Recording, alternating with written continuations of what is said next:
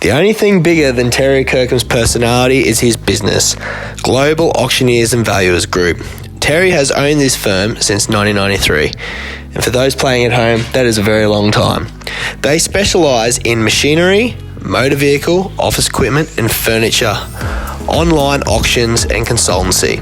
Please visit them at www.globalauctioneers.com. I sponsor, helping businesses get results when sponsoring sporting clubs. Download the app for information on how to raise money for your team. Bank of Queensland New Farm, specialising in property purchases and refinances. You'll get great rates and exceptional service and long-term banking relationships.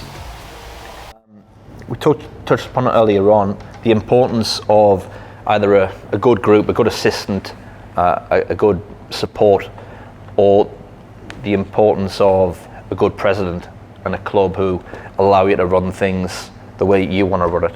Because some clubs have their own idea of how things should be run, and if you think differently, it's not going to work. Sometimes you just need someone above you to say, you run it how you want to run it, you'll be judged on that. Yeah. Yeah? Absolutely. Yeah. I know that Wolves came to an end. Well, we never had a president or a board, as they call them here, that were really 100% behind us. Yeah. We had to find money ourselves for first team. We had to find a lot of sponsorship for first team. And in the end, we virtually run the first team and reserves ourselves. Yeah. Me, Paul, one or two others, and players and Terry. Yeah. We run it ourselves because we got no support. Did that help in that sense? Was it we're in it by ourselves kind of thing? No, because I'd love to be at Peninsula Power where you've got support. No, great club. Yeah. Behind you. I know you're at East. I've always had great respect for Brownie and people like that who'd support you if you're doing all right. Yeah. Whereas when it all broke down was that some people wanted to bring barristers and business people onto the board, and this group of people who'd been running it for 20 years, that were their fiefdom. Yeah. And they didn't want to let go of that. So it all just blew up, and I said, that's it, well, I'm done. Yeah. And that I'm not having it, because we wanted to take that club as far as possible, and these business people wanted to do it as well. They wanted to join the board and bring a lot of money, because that last year, well, the last, I don't know how many years, we actually brought in zero, and I mean zero in sponsorship. Yeah. Zero. And we were phenomenal. So the club actually brought zero for the, it all come from kids subscriptions and things like that. A guy called Peter Cook, I forgot his name, Steve Cook, he helped us. Jeff Maltby, he helped us. But it was a struggle all the time. Every year, from start to finish, me and Paul paid for alt balls, alt bibs, alt markers, everything, all apparatus for youth, first and reserves, every year. They never bought us a ball because we got no money. And it just become tiring in end. Yeah. It just become really, draining's the word. Yeah. Draining's the word. Yeah. I think you've got to have alignment all the way in all of that, whether it's a club board, president. Obviously, I've seen a few different. I was going to say, you've seen Knights is obviously different. Knights is very different to most other clubs, I would imagine. It was certainly different to how Palm Beach was. And Gold Coast United, I've only been there for half a year, but different again. And I've been at, I was still playing at the time, but I've been at Logan before, so again, different. But yeah, if you want to, as a first team coach, if you want to maximise where your first team is going to go, there needs to be alignment all the way through.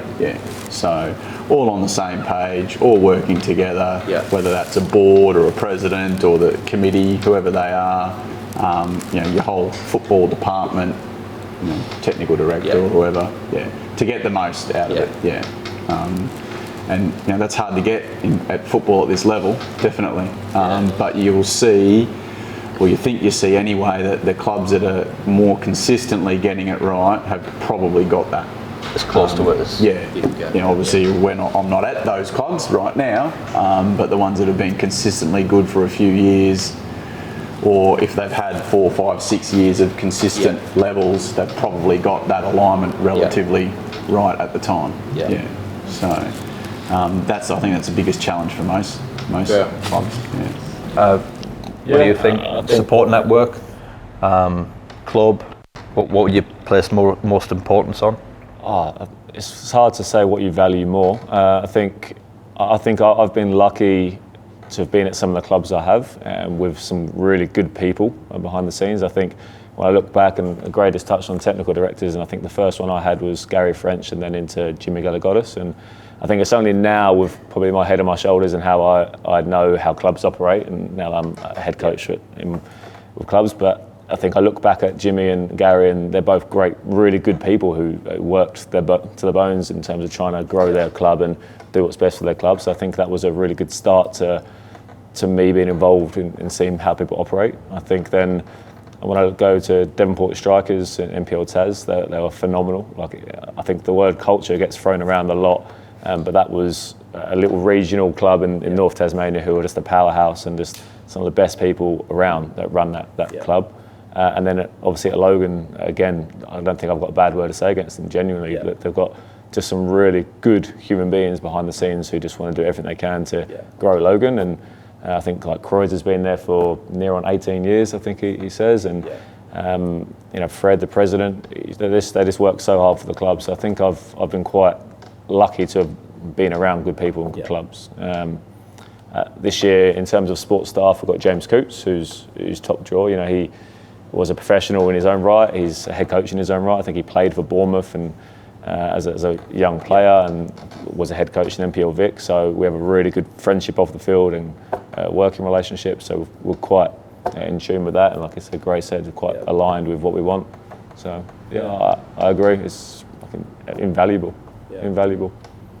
Yeah, I think for me, all I'm looking for in a club is, clubs that value the senior space as much as they value the junior space and the women's space. And that's hard to find. Sometimes it depends on the committee, as we all know. A new committee can come in and it's all junior parents.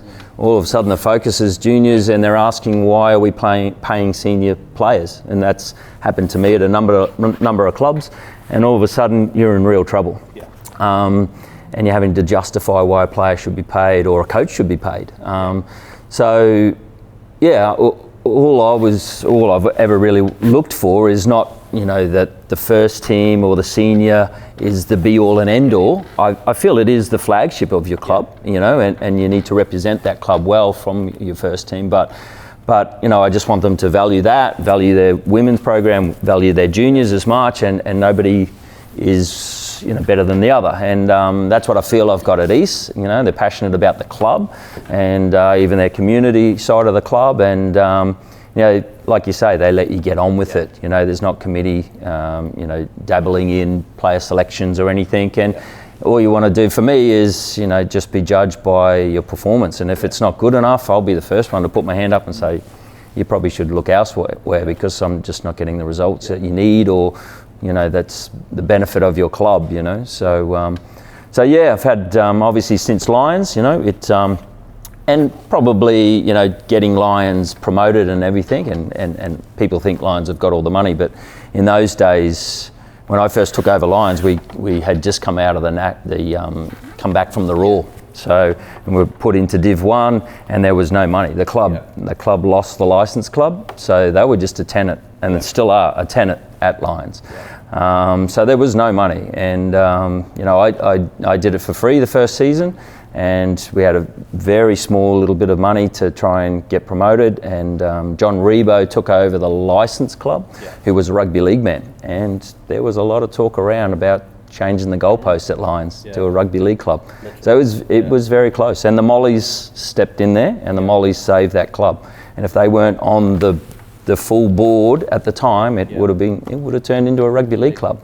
And so we were lucky, I bullshitted my way a little bit to John Rebo and said, if you could give me a little bit of money, we'll make you proud of the football side, which was like, I'm not sure we can, but and we got promoted, and we won the league pretty much a year or so after that, once we went up, and the funds started to come then, so I was probably once I was gone, they obviously pumped that millions into the upgrade of the club and everything, and it is what it is today. But yeah, it was touch and go. There was a week there where we really weren't sure if the club's doors would still be open as a football club, so it was close, so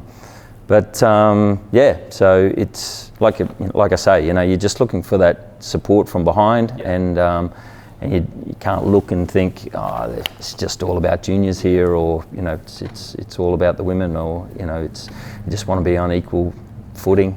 That's all you ask, I guess. Shows what they can do though. If you're saying they were close to being done, to go from that, if everyone's in the right direction and the right people on board, they definitely were. You can get to. They definitely were. Yeah. My instructions were simple: don't lose 5 in a row or get sacked. And we never did. But it was it was a great time, because those people behind the scenes, and there weren't a lot. Some clubs might have lots of volunteers, but most don't. A small band of people that were just passionate about it, knew we could do it. Let's have a crack, and it was a great ride. Where we got to, and after 6 years, able to bring Mooney in and go again. And they did even better, So and the club's prospered, and obviously they're going through a bit of a transition now, but it's a strong club. It'll bounce back. Best players you've coached and coached against, one of each.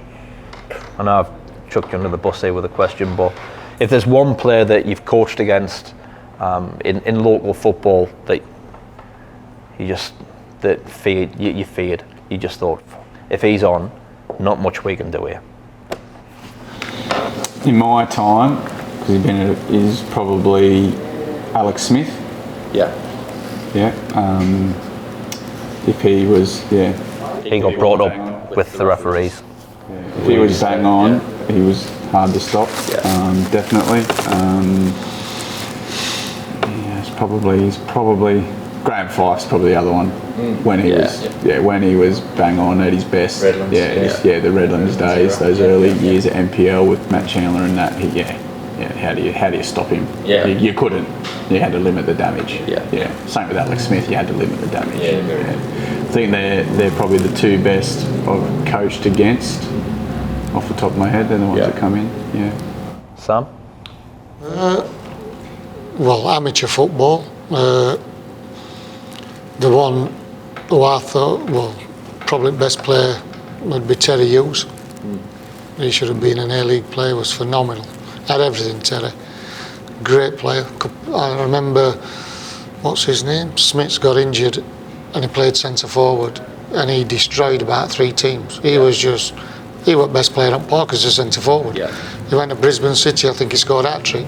They won 4-3 and he was fantastic, Terry. Best player, that's a tough one.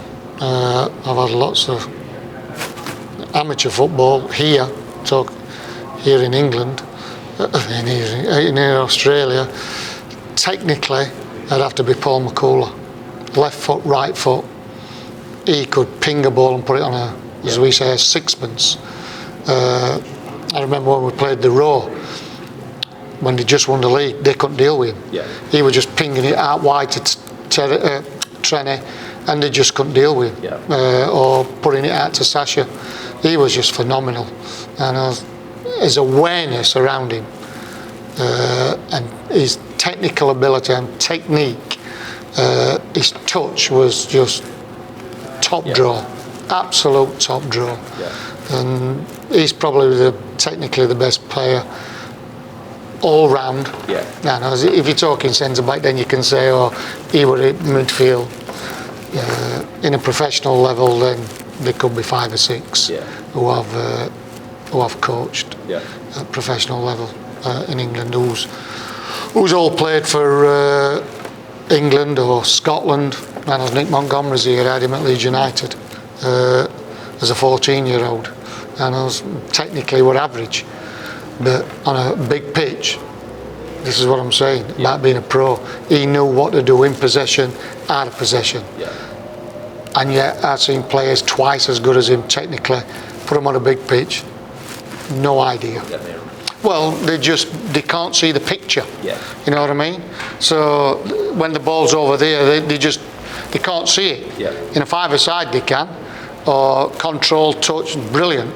But when you get on that big pitch at the top, very, very top level, it's a chess game. And Montgomery were like that. He played in Premier League for many years. And come over. I think he runs Central Coast Academy now. Just got the job, I think. Oh, is he got a job? I'll have to ring him then, see if he wants an assistant. But yeah, he were good. Jaggy Elker, Kyle Walker, he were different. Kyle Norton, there's fucking loads at professional level, loads. That's been good players that I've had for a year, 2, some of them 3. On that. Rick? I think probably the one coaching against that really stands out. Now we've gone through a whole half of the season, so we've played everyone. I think it's no surprise, probably Jez. I think he was the one, every time he touched the ball, oh, fuck, here we go. So I think that was the standout one to coach against, where you just look at how can you stop him and then figure out the rest from there. The other one, which was I didn't expect coming in, was against you guys. I thought Luke Plummer at the back was unreal, absolutely outstanding both games against us. So I think that was those two for me have been the standouts this year. I think coaching wise, there's a lad at Devonport in Tasmania, Joel Stone, who is absolutely fantastic. Like he's 28, 29 now, but like I was saying, left foot, right foot, how he hasn't pushed on for whatever reason, I think he'd play for one of the top 4 up here without a doubt, week in, week out. He's absolutely top draw. I guess a little bit more closer to home, Queensland, probably Matty Green for me. Obviously been at Sydney, been at Strikers, been at Gold Coast United, been at NPL Vic. He's some player. He's some player. He is. If the Raw don't take him, they're nuts. I would absolutely love him to push through to Raw. He's absolute top draw. What about yourself? It's a bit disrespectful just to pick a couple. It's been almost 20 years. So against, Sasha was a great player in that era, but I could have picked 4 or 5 out of that side. The strong power sides, Ali Graham. He could finish, couldn't he? Could finish, unbelievable finisher. Turn a game on its head. Hurlin, when he first came out. When Hurlin first came here, I hadn't seen anything like it. Yeah, just those runs up the sideline. No one could touch him, and sweet left peg. Marek in his day with you when he first come out as well. It's just untouchable. Up front. So I could list them like this. There's been so many good players. Ones I've coached. One that I had a lot of success with, and we're still good mates, and we're a good team together, is Greg Thomas. Tomo was a great finisher. Didn't look anything like a footballer, but what a finisher, So he's probably the best player I'd got to play with when I was playing. Him and Craig Hawkins when we're at Capel, at Calabar, and those two were unbelievable. So Tomo, you'd probably remember Coops. Everyone else wouldn't remember him too much, but Kieran Cooper, I played with him for a number of years, and Tomo for me was the next best finisher after Coops. Coops, I don't think Coops gets the credit he deserves. Like he's out of the game now, but he won top goal scorer 10 years straight. 10 years in a very strong league, you know, every year through that period. So no one could do that 2 years in a row at the moment. You know, he did it 10 years straight. So, you know, credit where credit's due. So, but for me, Tomo was the next best finisher. Towards the end, obviously, his legs were gone. Yeah, he'd just stroll around on the pitch. He'd be walking half the time. He'd still walk off with a couple of goals. Yeah, the thing would come to him and he'd bang it first time, top corner. Yeah, so, so great player. Guys that maybe limited ability but would run through a brick wall for you and pick him every week. Brody Kenyon, big red, you know, Matija Simic, Sean Carlos, you know. Yeah, some of those boys, just good lads. Shawnee was playing under 18s when I first got to Lions, and I just brought him straight up to the first team and straight in. And so, you know, technically not fantastic, but just, you know, would just run all day. Still runs all day, you know. So Matija, you know, for me, it's disappointing that he didn't go to the next level. You know, just great player, great defender. You know, and I think, you know, he decided to go in the police force. You know, I think he had a little chance to go to the next level and decided to go to the police force instead, and it's probably a smart move. but yeah, good players. So. Yeah.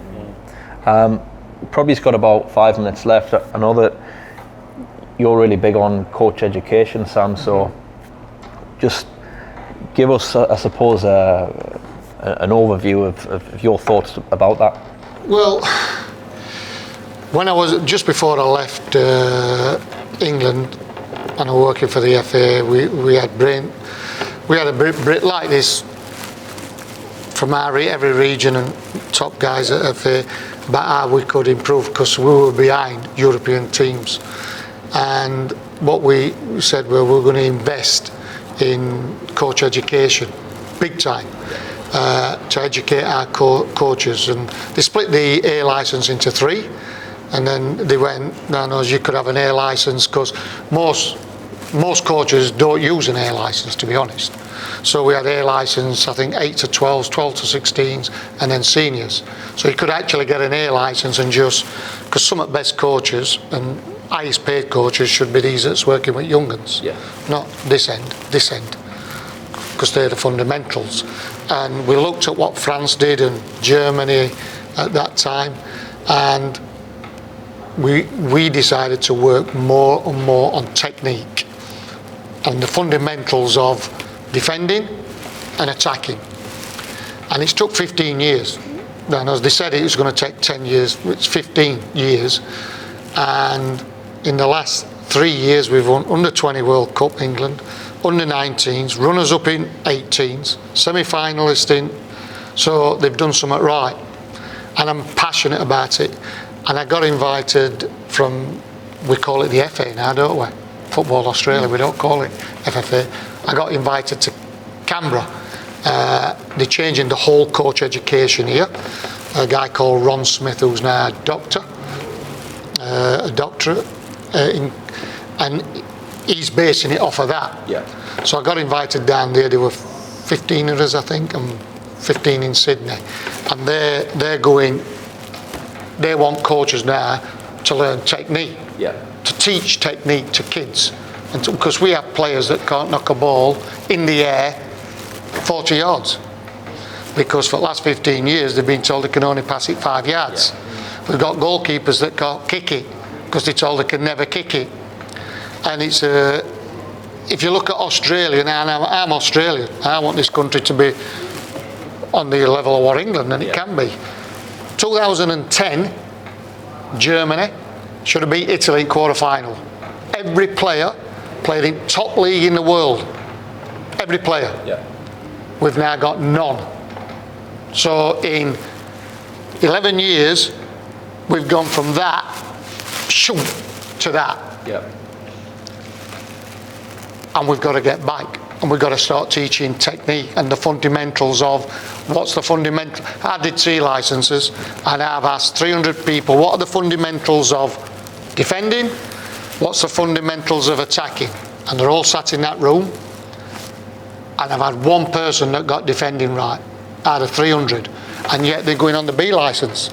And they don't. So if you don't know the fundamentals of defending, whichever one you want, pressure. I just stop a pass, gain a position where they can't pass it forward. Simple. Yeah. You know what I mean? If you don't know these things, it's like if you don't know your times table, how can you do algebra? Yeah. No, those attacking, width, get on the shoulders, little runs in behind, pull up, don't stand up against them, pull side on, turn front, receive the ball facing forward. All these we don't teach. We don't teach our coaches. The up and coming, which is your. I'd ask you, you're on camera. What are the fundamentals of attacking and defending? You've been in England, hopefully. Yeah, but I'd debate it could be subjective, contextualised in the moment of the game. I'm talking about the basics. That's what I'm saying. If you look at what France have done, Belgium's done, England's done, he's researched it all, Ron. Germany, you go to Bloemfontein, you talk to all the French players, technique in practice, they work on technique all the time, in tight areas, you know what I mean? And if you look at Italy, England, they're all comfortable in tight areas, and it's technique. And I look at now, and I deliver the C licence, we start with passing practice, and you're thinking, hang on, if they don't know how to control it, and if they don't know about the positional sense, well, what's the use? Yeah. And we're trying now, the FA, Football Australia, trying to align with the UEFA and the Asian. Because people can say what they want. Yeah. Facts don't lie. We've gone from having every player, what they call the old way, to none. So it's been an abject failure, what we've done. An abject failure. Yeah. Because we're not producing kids. Half our problem is the funding in the game. So the better coaches have got no choice. You got to coach at the top level to get some money out of it. You're not going to coach an under 15 team that you might get $3,000 for the season, and they're still putting 10 months of the season in. And we're looking for that end product when they come to us. So we expect good youth coaches that are our elite kids, and I'm talking at Queensland level.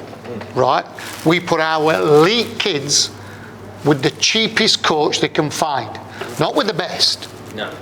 They don't. They're charging these kids, when we talked about it, 5,000, astronomical money. I'd love to run a youth team because I think I could take them to the next level. That's me. You probably do. But we pay peanuts. So we've got our elite kids, and I'm passionate about coach education. That's why Ron invited me down. And we get the cheapest coach. So, and Dick Bay always related to it, because that feels your classroom. You're the teacher. So your son's brilliant at English. Would you allow your son to be taught by a truck driver?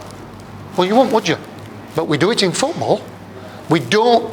If your son's or kids are elite at guitar playing, would you have an English teacher teach him that? Well, you wouldn't. You'd go and source the best person for your son for that. But we don't do that in football in this country. Every other country does. And that's something I definitely agree with is the split of the licenses. So you can really specialise in being an A licensed coach in 8 to 12, 12 to 16.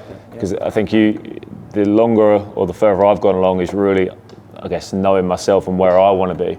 Yeah. And I think if every coach can really specialise exactly where they want to be, and if you want to be under 8 to under 12 and you want to be the best you can, go get your A licence. I'm a perfect example. I've never coached a junior team.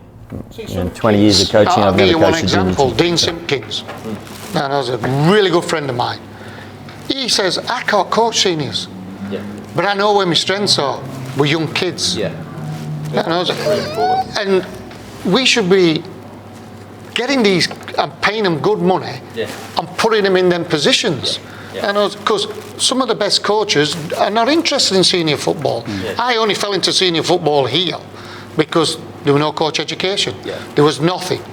So someone asked, would you coach to them? I said, yes. It's finding the balance, because a lot, or some certainly, are only interested in senior football.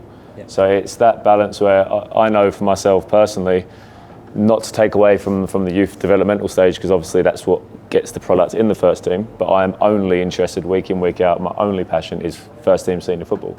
But there has to be specialisations pre that and coaches have to really know and start working out what they want to do, and then you solve that problem. 100%. We spoke about it before, and then we've got, arguably the best coach, junior coach in the club, is sitting behind a desk as a TD. He doesn't get on the park, So because he has to, because they want to be full time in football. That's where the money is. But answering emails from parents, they're not on the park doing coach education or coaching a team, So at most clubs, in things that they're not actually their best at. Is funding discussed? Out on the park. When you went to Canberra, was funding discussed? Yes, well, they've already opened it up for community football for I think it's 150 countrywide, kind of part-time, and you build it up, and they're going to fund you so much to go into schools and things like that. But it's changing the whole ethos of what we've gone through in the last 10 years, because it hasn't worked. The facts that tell you, we've qualified for his first Olympics in 4. We're losing to teams like Vietnam and Thailand as juniors. We were never doing that. So, but the problem you've got is coaching is teaching, right? It's teaching. So what we've got now, in my opinion, and I would say I've got a lot of knowledge, lived and coached in America, doing their A licenses, England and here. What we've got here now is coach educators, or people that deliver coaches that read it from a book. They don't understand the game. So they read it and they're really against. So you've got a 30%, because the new way, you've got a coach. All this now, where if you have a good presentation, you're in. Yeah, absolutely. Now you've got to go on that park and you have to deliver. And deliver a coaching session, where we were doing A licenses in this country, believe it or not. People were passing A licenses and not doing a session. Or if they did a 10-minute in the 2 weeks. I don't know about you guys, but I'm dead against all this, off-course stuff they make you do. So you go onto a course for 2 weeks, live in, and then you've got to send in, all these filmed sessions. Like, I think there would be thousands of B licensed coaches out there that have done the course and just literally physically can't get that video done. It's ridiculous.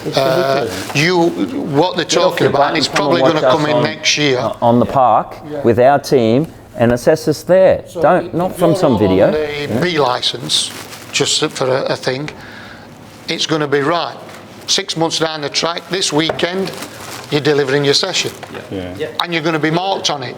None of this, I'm sending in a video where I've told them, you pass it to him, and he'll make a mistake, then you pass it to him. It's all manufactured. It's manufactured. Plus, it's like you have to film it on a full pitch. You've got to get someone with a camera that's going to cost you money. You've got to be mic'd up. When does that happen in reality? But also, A license, I was doing my A license 2014. So I did the B license when you had to do your test then and there at the end of the 2 weeks. You pass and failed right then and there. And I remember doing that, and there's like 5 of us that passed in the whole 30 people. We want quality. A license was the first time I had to do a video. So it's Palm Beach, on the pitch at Palm Beach. We'd won the league. 2014, won the league. We were playing in like the final series, national final series, and I had to do my video. And we're at Palm Beach, and we're all mic'd up, and everything's going, and I'm doing the session, and it's Palm Beach. The locals there have a good reputation, so and they've earned it. And so we're filming the session, and these kids just walk on the field, grab the balls. Oh no! Grab the balls that are at the back. You have to start again. And take off with it. And this is my film session that I'm about to send. And Christian Reese, bring those fucking balls back. Bring those balls back. Come on, bring them. I'm like, I can't send this in now. So it's that was me. You do a session like that, and you're saying about how manufactured it is, but also that's a session where you've got your players in, for a training session where you're telling them, you make a mistake here because I have to tell you not to make that mistake. It's a waste of a session. But try a guy that's, trying to get it and he coaches the under-13s, and he comes out and says, all right, Rossi, if I had the full pitch tonight to video my sessions, like, give me a break. No chance. And this comes from, and America's same, and they're going through the roof with the players now. And we're doing this, is that your session is on there, you spot what's going wrong when it's 100 mile an hour. Not saying to your right back, well, you pass it to him and then you make that mistake and I'll stop it. And then, are we ready? I'm going to have a practice now. We're ready. Now, and then after that, you're going to pass it to him and then you're going to not have your back to go like that and then I'll stop it. You're not going to go and shut him down. I'm going to tell you. And you're going to do it twice so that I can go in the second time and nail it. Well, listen, one of my videos I nearly failed at because I won't name the coach, assessor, but said, there was a breakaway, something happened, there was a moment, and the player was about to shoot, So I let him shoot and pulled it up and coached in the dead moment. So he was going to fail me on that, It's like, this has got ridiculous, So, I know you can coach, so, we'll let that slide, but you coached in a dead moment, so I probably should have failed you on that. It's like, give me a break. If I pulled up my first team with someone about to hit a ball, had goal and stop, they'd be like, well, you see what end product, because if he scores, then you don't stop it. Yeah, exactly. You don't score because you never score a bad goal. You only concede them. But the other thing is what you're saying there is with the coach education. There's going to be technical directors of state are going to have to coach. And as we've had, David Abella were one who did coach, but in my, apart from, what was the guy who played for West Ham who lives up the coast? Cowie. Apart from him, every technical director we've had has never put one coaching session on. We've got a technical director here that didn't even do a technical for his air licence. And you're thinking, hang on a minute. So all the technical directors are going to have to start coach education. So you could say, could you put us that? Well, but surely the bottom line for me is, we want more coaches, so stop making it so hard for coaches to get through these courses, and we've lost so many good football brains from the game, great players with great football brains that just are computer illiterate or whatever, and they can't get through it, So Greg Thomas is a perfect example, great football brain, would never get through a course. So what they're doing now, so if I'm taking a C licence, and I say I take it at your club, I can make that last 20 weeks, I can make it last 2 weeks, depending on who wants it. So 50% online, so you have a Zoom session, so all them things. So you say every Monday we're going to do an hour and a half on this, all the, instead of doing it, bringing you into Meakin Park and you sat there for 4 weekends, you're just going to do a module, a module. So you can say, so I've got everybody, how long do you want to do it in? Do you want to work every Monday? Right. When do you want to come in? So it's now user friendly for everybody. So, and the B licence is going to be the same. And they're supposed to be bringing that in next year. But some states, the technical directors are fighting it.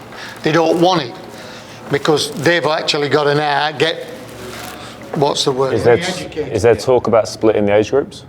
Not at this moment.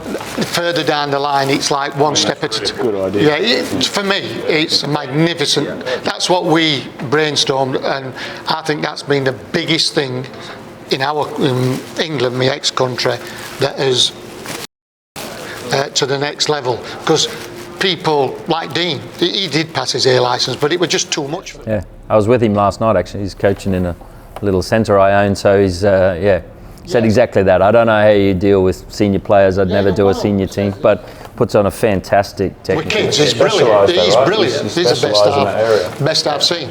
So, and he's not working at a club? No. He's in my centre 3 nights a week, just working with small groups of kids on technical stuff and quality. Yeah. There's some educational thing to be like a manager who's doing a management course through Barcelona. Oh yeah, they have a lot of university courses. Yeah, he's doing one of them. So doing that Cruyff one. But like you said, well, we're going to use it in Australia. Yeah. That's a problem he's got. But another one. Are we letting and this is what Ron's trying to bring it. We should be get out of you. And if it costs us that money, well, it costs us that money now. Football Queensland's got what, 1 million sat doing nothing. Now do they charge kids thousands? We should be getting. It's good that they got Ronnie back involved. He was part of he was the one that got the golden generation through the AIS. Like Ronnie Smith is a legendary coach in this country. On technique they just pushed him out of the way when the Dutch come in. And, he's right up there. I love him to bits. Yeah. Well, speaking of golden generations, England have got one now, and I think in a year's time, Sam, we'll be celebrating. Rick, World Cup. Well, we got a chance. Yeah. This is the fruits of what they've done. Yeah. And if you look at the C licence, you've all done it. All they do in that C licence is slaughter England. They can't pass it, they boot it, they do this, they do that. And look where we are now. Yeah. The kids they've got, and I was telling Ben earlier, I went home and Michael Beale, who were at Liverpool, is at Rangers now, assistant Beale. I met him and went to Liverpool, and the kids do half-day schooling every day a week there now, every day. So they come in, like 11 o'clock, they have lunch, they train. They have the tea, they train, and then go home. But that's every club in Premier League. And the standard of them kids 8 to 12 is phenomenal. That's a whole nother side of it. You can have all the nice coaches in the world with all the qualifications, but our kids just playing enough football. Are they playing day in, day out at a high enough standard? What we're looking at in They're Australia, playing 3 hours a week. where's the best coaches work? Where do the best coaches work? With child protection, they get paid well, child protection, they've got every physiotherapist, swimming pools, they've got everything. Schools. And we don't use them. We use them for 6-7 weeks a year. Some schools have got floodlit fields. And we don't use them. So that's coming in further down the track. Most of them are the best facilities in the game. Well, that's what I'm saying. Yeah, the nudgies and the TSS and so. They pay top dollar for coaches. Yeah. So that's a few years. That's the master plan to run it. I think they just started what do they call it, a satellite one or a tester. I think in Sydney, it's a private school. They just started that. Sydney FC have got. Yeah. Sydney FC have got quite a few links with private schools. I don't know. It's a big school in the FA trying to get the kids in there. Yeah. And then I don't know. Said just you mentioned Nudge. So there might be 4 schools in Brisbane, and the FA put all the kids in there. They're playing leagues against NPL clubs. They're coached by the school pays through FA. Coached by, I don't know, Graham goes in, Rossi goes in, and they've got all the facilities, they've got child protection, they've got everything. Yeah. And if you've got I'll give you, I love quotes, Howard Wilkinson, you've got the best facilities, the best coaches, the best kids, you'll produce footballers. If you've got one missing, it's very difficult. Well, let's hope so, boys. But that's a long way down the track. Gray and I, been in this country our whole football careers, so it's been the sleeping giant all those years. Well, they had that golden era, Graham. They had some fantastic kids. It's we have more football coaches in this country than any other. So we've got a lot to compete against. Yeah. And the newspapers and the print newspapers and the TV rights is all geared around rugby league, rugby union, AFL.